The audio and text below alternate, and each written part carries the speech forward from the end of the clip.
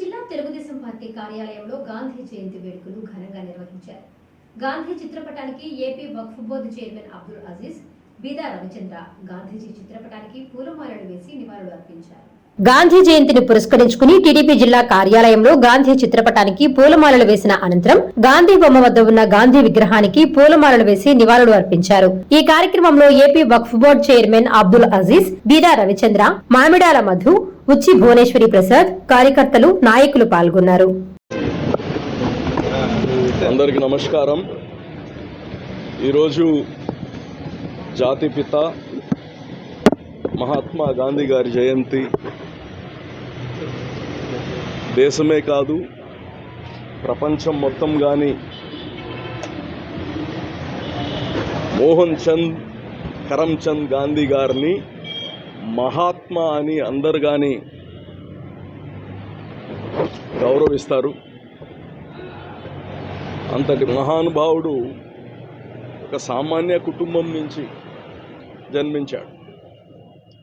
అసలు మహాత్మా అనేది ఏంటంటే, మనందరం రాజకీయాల్లో ఉన్నా, ప్రజా జీవితంలో ఉన్నా, వ్యాపారాలు చేస్తున్నా, ఉద్యోగాలు చేస్తున్నా, మనం మన కోసం చూస్తాం. Self interest. మనము, మన కుటుంబము, మన బిడ్డలు, మన వ్యాపారాలు, మన ఆస్తులు, దీనికి చూస్తాం. ఈ మహాత్ములందరూ సెల్ఫ్లెస్గా సమాజం కోసం కృషి చేస్తారు. శాంతియుత పోరాటాల ద్వారా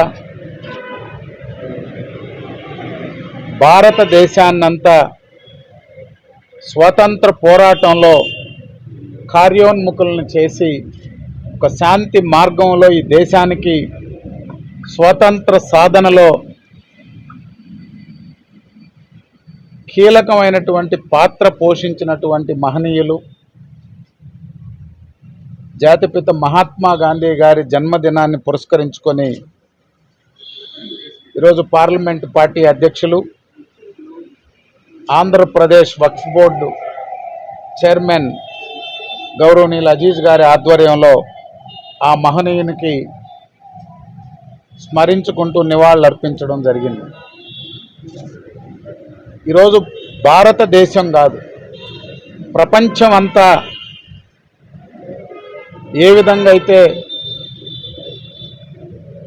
సమస్యలపై ఒక శాంతి మార్గంలో పోరాటానికి ఒక మార్గదర్శకుడిగా, ఓ దిక్సూచిగా